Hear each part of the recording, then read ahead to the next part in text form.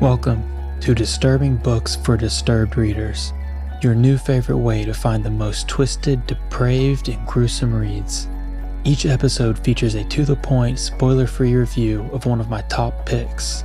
If you find that we have similar tastes, then come along. Let's find a new story to give you nightmares.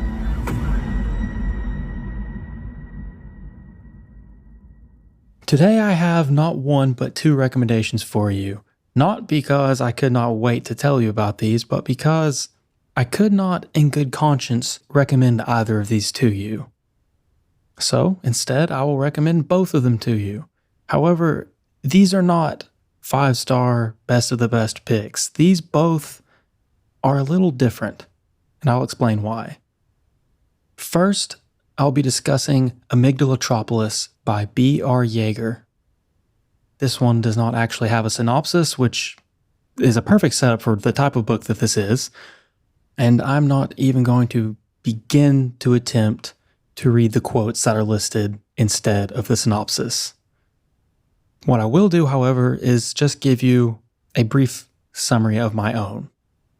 Amygdalatropolis follows 1404, sorry if that's not how that is meant to be said, an anonymous Chan board member, essentially. If you have ever visited the B board on 4chan, this is essentially what this is centered around. Our anonymous main character is an agoraphobe, is questionably a sociopath, and commits all of his time to hanging out on the 1404 board.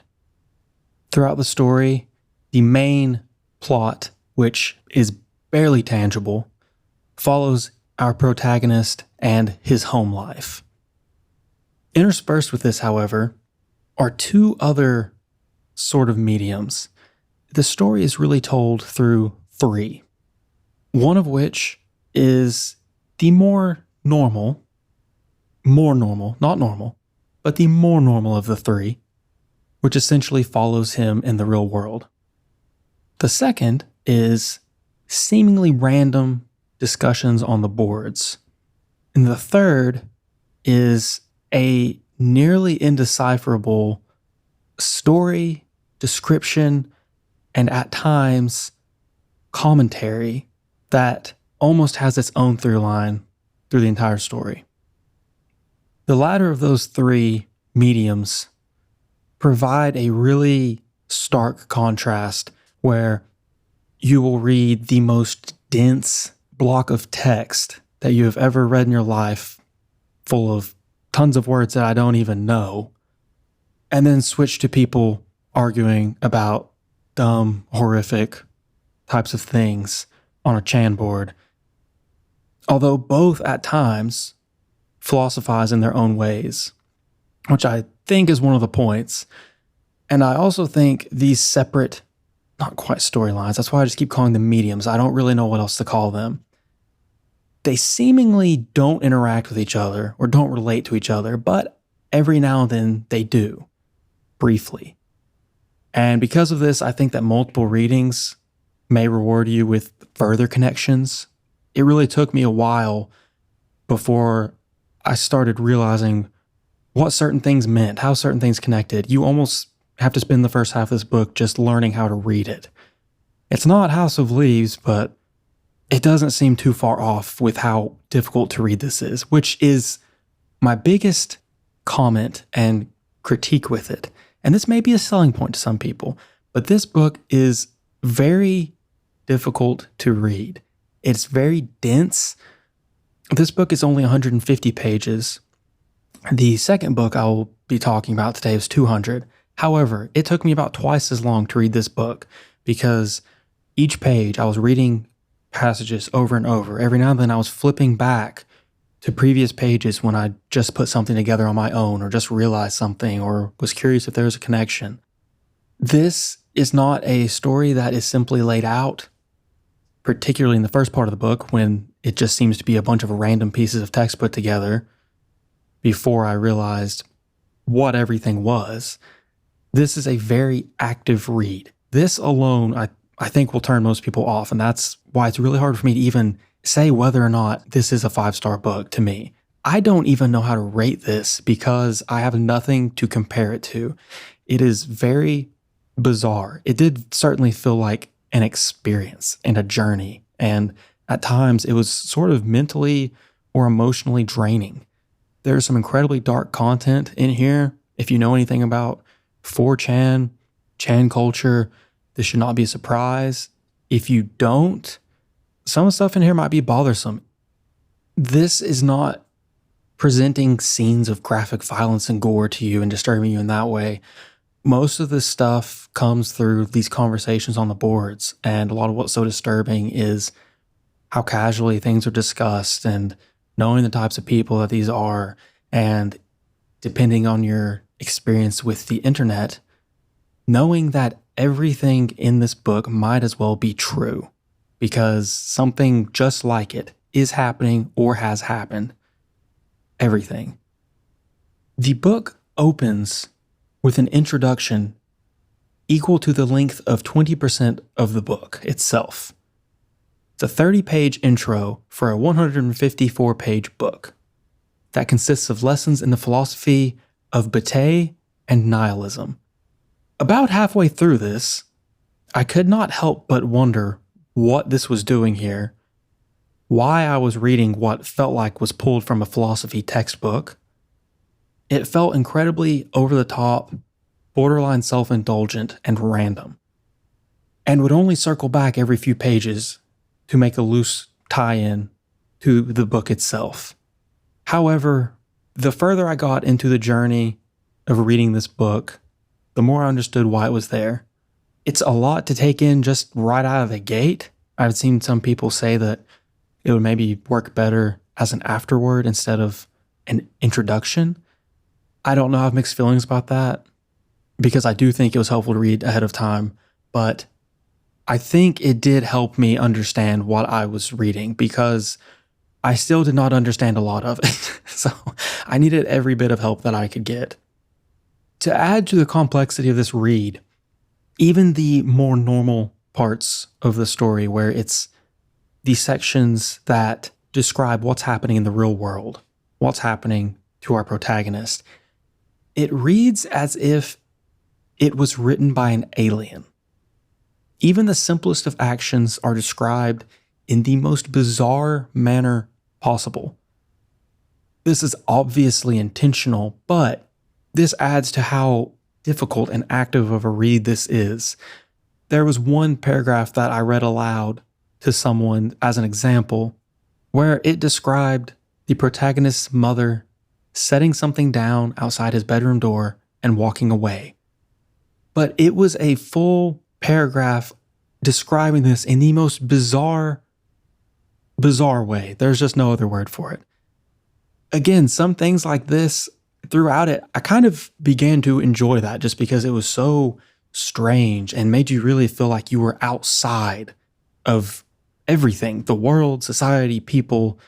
You were locked in this room with the protagonist, and it's almost like you, as well as him, have lost the ability to even understand how the world functions outside of those walls.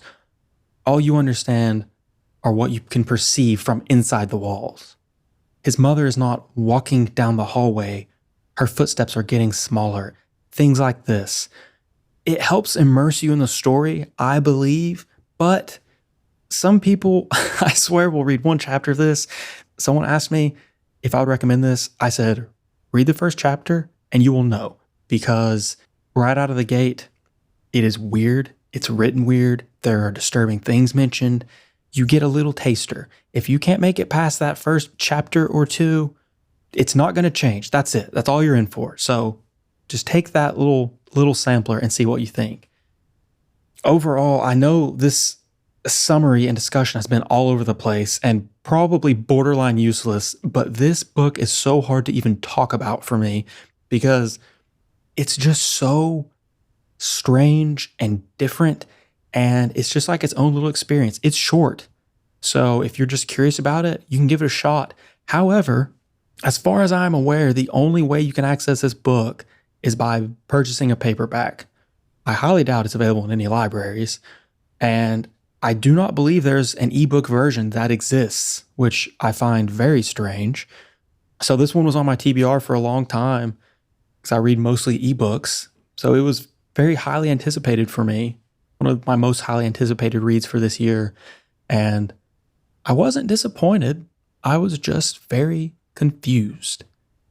So overall, I would recommend this book to, first, those who can handle disturbing content. Like I said, not graphic content, but things that don't need to be graphic, because just knowing about them, just hearing about them makes your stomach kind of turn over. If you have experienced Chan culture, if you used to peruse the dark web, any of these seedy internet places like that, and you're not afraid of an active read that, like I said, will have you flipping back and forth and maybe wanting to read it multiple times, then I would recommend this to you. It's hard to recommend, not because it's so gross, but just because I don't know who would enjoy this, and I'm not sure how many people would know that they would enjoy it. I was actually surprised to see so many 5-star reviews on Goodreads for it. I assumed more people would be kind of upset and say, nothing happened, I didn't understand this didn't make sense. But actually, a lot of people seem to really, really like it. So I think if you're more into the subtext and the philosophy and things like that, then this might be right up your alley. For me, this was difficult. I may revisit it again now that I understand it a little more, but for right now, my brain needs to rest. And that brings us to our second book, Chandler Morrison's debut novel, Dead Inside. In this bleak and disturbingly erotic debut novel, iconoclast Chandler Morrison provides readers with a dark exploration of the nature of death, individuality, and generational identity. Along the way, lines will be crossed, taboos will be violated, and common decency will take an extended leave of absence.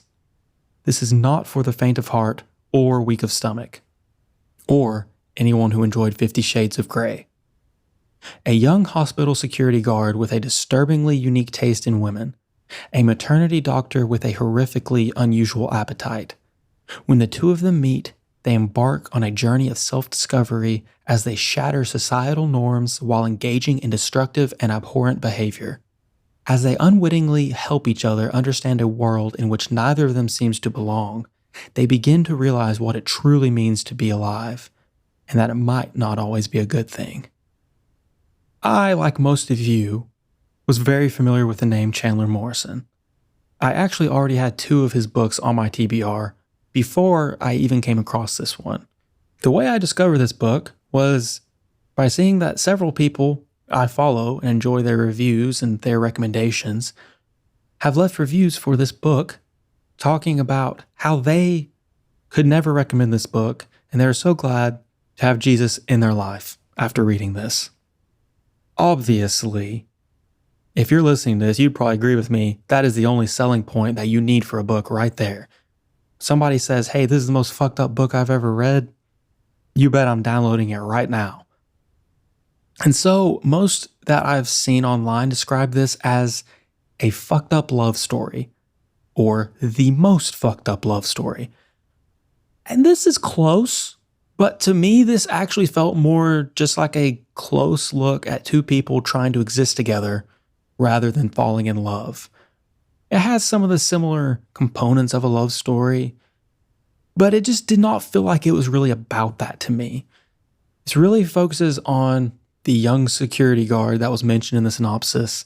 It's told from his point of view, which is very interesting, and I think it's kind of a double-edged sword.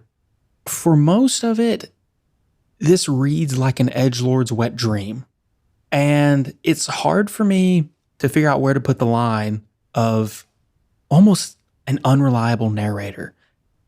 Are you embellishing this? Are you trying to make this sound cooler than it is? Do you really think that you're just extra tough and edgy and dark and weird and such an outsider?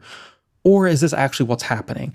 If all of the same things were told from a third-person point of view, for example, or a first-person narrator that had less of a personality, I think I would have disliked this book a lot more, because At times it feels a bit corny and try hard. And that's one of the reasons it would be hard for me to really rate this a full 5 stars. But a lot of it I can write off as being, well, this edgelord is telling you the story. So of course it sounds like this. And at times the narrator is actually very self-aware and darkly humorous, which I did really enjoy at times. It's written very differently. I'm actually listening to an autobiography right now, and it really reminded me of that. It sounds like someone telling you the story of their life.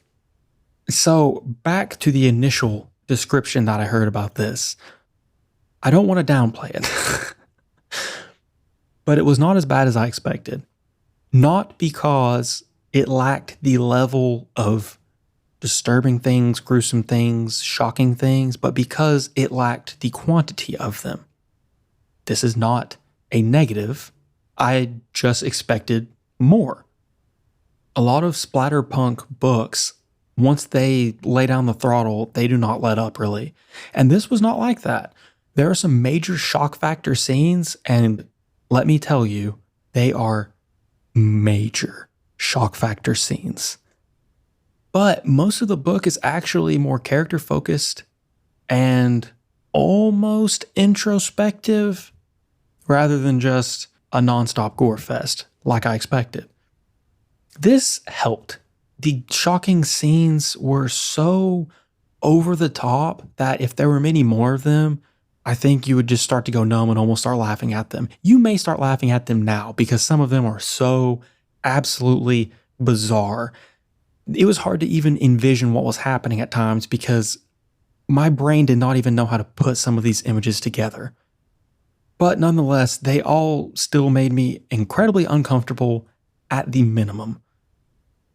Given how this book is so character focused, it almost feels like it has more to say than what's at the surface. And I was starting to sort of pull some themes out as it went on and I got closer to the end. But ultimately, after finishing it, it just comes off very nihilistic to me, similar to Amygdalatropolis, actually. And not nihilistic in a way that it's trying to make a point about nihilism, I don't think. It just felt more like, oh, anything I thought mattered or made sense or we were learning just ultimately was moot. It kind of felt like any meaning to it did not end up paying off, which is disappointing because I think it was really close to having that. However, this does not mean that the ending just petered out or was disappointing. I was actually shocked at how fantastically clever the ending was, and I loved it. It ended on such a good note to me. I cannot say anything more because I'm strictly spoiler-free on this podcast, but I really, really like the ending.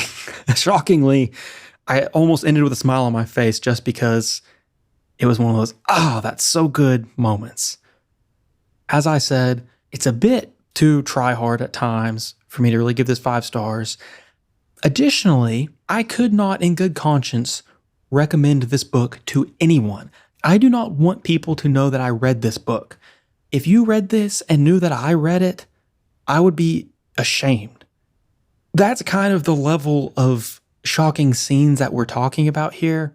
So I will leave that for what it is. I saw at least one person say that as far as content warnings go, if you can think of it, it's in here. That's not really true, in my opinion. What is more accurate is to say anything involving dead people of all ages is in here. Everything. Outside of that, that's pretty much all of it. So it is wrong. It's disturbing. The characters are incredibly screwed up, almost to the point of being unbelievable. But God, this book flew by. This was such an easy, fast read.